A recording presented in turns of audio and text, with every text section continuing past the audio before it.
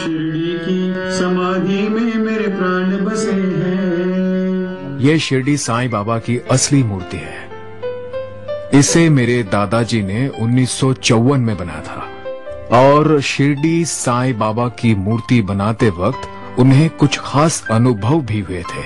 किसी भी मूर्ति को बनाने के लिए प्रोफाइल फोटोग्राफ बहुत महत्वपूर्ण होता है। यहाँ वो उपलब्ध नहीं था।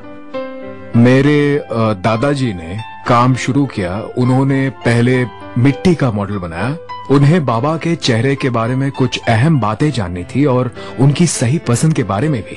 उन्होंने बाबा से प्रार्थना की, अगर आप हमारी सहायता करेंगे तो ये मूर्ति दुनिया में बेमिसाल मूर्ति बन जाएगी। एक दिन वो सुबह 7 बजे स्टूडियो खोलने आ गए।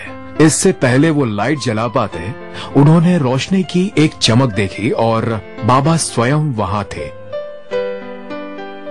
ये वही पवित्र स्थान है जहां बाबा प्रकट हुए थे। मेरे दादाजी ने बाबा का तेजस्वी मुखमंडल देखा।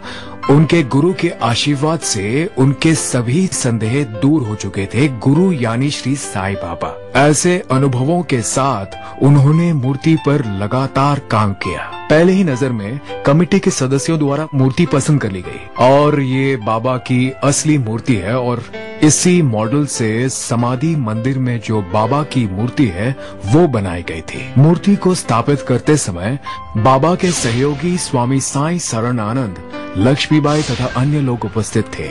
ये लोग मूर्ति देखकर बहुत प्रभावित हुए क्योंकि इन लोगों ने व्यक्तिगत रूप से बाबा को जीवित देखा था। इन लोगों ने मेरे दादाजी से कहा, बाबा इस मूर्ति के रूप में जीवित वापस आ गए और वे बहुत ही ज्यादा खुश थे। मूर्ति को तराशते समय एक बहुत अनोखा चमत्कार हुआ था। बाबा की मूर्ति के इस हिस्से को तराशने पर पत्थर से कुछ अलग तरह की आवाज आ रही थी। जिस हिस्से की मूर्ति में जरूरत नहीं थी वो अपने आप ही गिर गया। बाबा की आखिरी उंगली का हिस्सा अपनी जगह पर लगा हुआ था और ये एक अलग तरह का चमत्कार था। मेरे ख्याल से शिरडी साईं बाबा वहां उपस्थित थे और दादाजी का हथौड़ा उन्हीं की कृपा से चल रहा था और उन्होंने ही ये सब कुछ किया।